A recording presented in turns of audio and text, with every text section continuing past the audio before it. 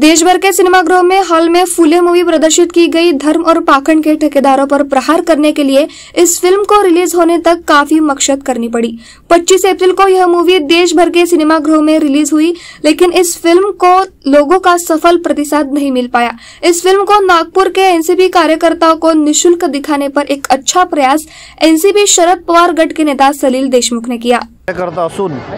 आपल्याला एक समाजाबद्दल दायित्व बनतं, त्या अनुषंगाने फुले चित्रपट हा त्या ठिकाणी प्रदर्शित झाल्याच्या नंतर आम्हाला असं वाटलं, सगळ्यांनी आम्हाला सांगितलं की सगळ्यांनी सोबत हा चित्रपट पाहिला पाहिजे आणि महात्मा ज्योतिराव फुले, क्रांतिज्योती सावित्रीबाई फुले यांच्या जीवनावर बरेच लोकांनी वाचलं आहे, बहुत म्हणजे सगळ्यांनी वाचलं आहे, सगळ्यांनी ते पाहिलं आहे। त्याच्या त्या ठिकाणी सिनेमामध्ये ते कसं होतं हे सुद्धा लोकांना पाहण्यामध्ये फार प्रतीक्षा होती, म्हणून हा सिनेमा त्या ठिकाणी घेण्यात आला आहे आणि हे सिनेमा घेतल्याच्यानंतर लोकांमध्ये चांगला उत्साह आहे, लोकांनी प्रेरणा घेतली।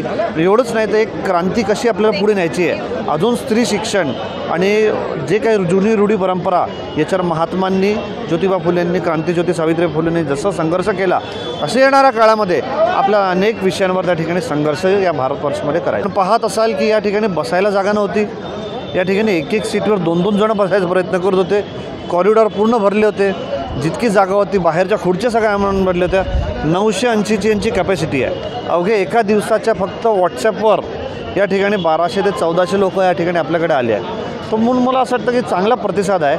अजून सरकारने सुद्धा पुढाकार घेऊन हे चित्रपट टॅक्स फ्री केलं पाहिजे आणि लोकांपर्यंत पोहोचवलं पाहिजे आणि लवकरात लवकर जी आमच्या सगळ्यांच्या हृदयातली मागणी आहे की महात्मा ज्योतिराव फुले, क्रांतिज्योती सावित्रीबाई फुले यांना लवकरात लवकर भारत रत्न प्रदान झाला पाहिजे। की ज्योतिबा फुले आणि सावित्रीबाई फुले यांनी कशा पद्धतीनं 100 वर्षापूर्वी अनेक समाजाचा विरोध झिटकारून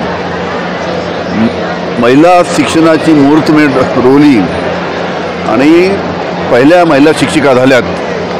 सावित्रीबाई फुले आणि फातिमा ह्या पहिल्या महिला शिक्षिका भारतातील झाल्या आणि तेव्हापासून स्त्री शिक्षणाची सुरुवात झाली आणि आज स्त्री शिक्षणाच्या बाबतीत किती क्रांती झाली आहे आणि म्हणून या ज्योतिबा फुले आणि सावित्रीबाई फुले यांचं काम समाजाला माहीत होण्यासाठी हा अतिशय चांगला चित्रपट इथे आलेला आहे आणि म्हणून कशा पद्धतीनं अतिशय त्रास असताना सुद्धा सावित्रीबाई आणि ज्योतिबांनी कशा पद्धतीनं स्त्री शिक्षणाची सुरुवात केली हे समाजाला चांगल्या पद्धतीने माहीत व्हावं आणि हा विचार जो आहे तो अजून मोठ्या प्रमाणात समाजामध्ये जावा यासाठी खास करून या चित्रपटाचं प्रदर्शन सलील देशमुख यांनी या ठिकाणी आयोजित केलं।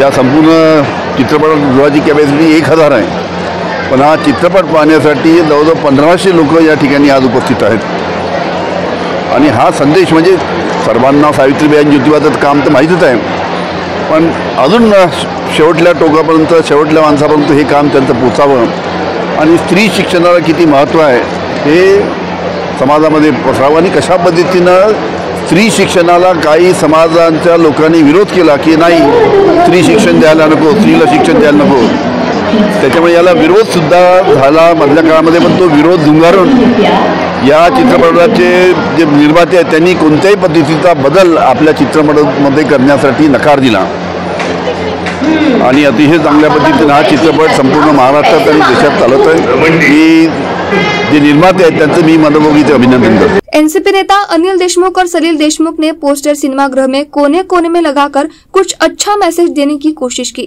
असलियत में देखा जाए तो इस फिल्म को देखते वक्त कई लोगों के हाल बेहाल हो गए थे। बूटी सिनेमागृह में करीब 850 लोग फिल्म देख सकते हैं, लेकिन फिल्म मुफ्त होने की वजह से करीब 1500 कार्यकर्ता फिल्म देखने आए, इसलिए सैकड़ों लोग नीचे फर्श पर बैठकर ही इस फिल्म का उन्होंने लुत्फ उठाया। भीड़ इतनी थी कि कोई अपनी कमर और अपना हाथ तक नहीं उठा पा रहा था। खैर, मूवी के मध्यांतर में लगा कि हम तो जगह से उठ नहीं सकते, लेकिन नाश्ते के डब्बे हम तक पहुंच ही जाएंगे। लेकिन नाश्ते का इंतजार करते करते फिल्म खत्म हो गई, लेकिन आधे से ज्यादा लोगों तक रिफ्रेशमेंट का डब्बा पहुंचा ही नहीं। इस गलत नियोजन पर कार्यकर्ताओं ने आपत्ति भी जताई। जैसे ही फिल्म खत्म हो गई तो सिनेमागृह का नजारा बेहद अजीब था। कार्यकर्ताओं ने नाश्ते के डब्बे, पानी की खाली बोतलें थिएटर में ऐसे बिखरी मानो यह पूरा हॉल कचरा घर हो।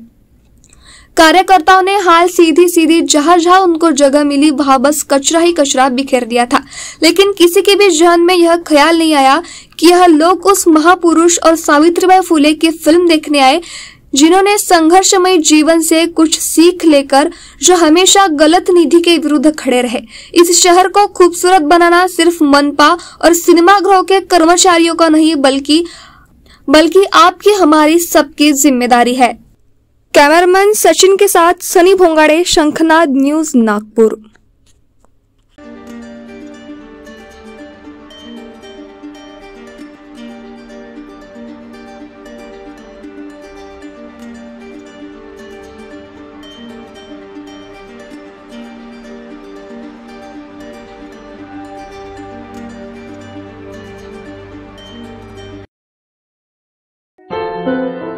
क्या हुआ बहू? माँ, पाइल्स की बहुत तकलीफ हो रही है। तो तुम गुदरोग सर्जन के पास क्यों नहीं गई?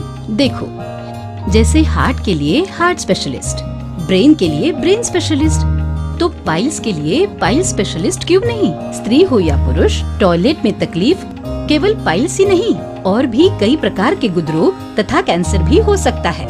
इसीलिए इसकी प्रत्यक्ष जांच जरूरी है। ठीक है माँ, पर जांच के लिए हम जाएंगे कहाँ? वही काले आयुर्वेदिक पाइल्स हॉस्पिटल में। लेकिन माँ, प्रेगनेंसी में पाइल्स की दवाइयाँ? प्रेगनेंसी में आयुर्वेदिक दवाइयाँ सुरक्षित होती है।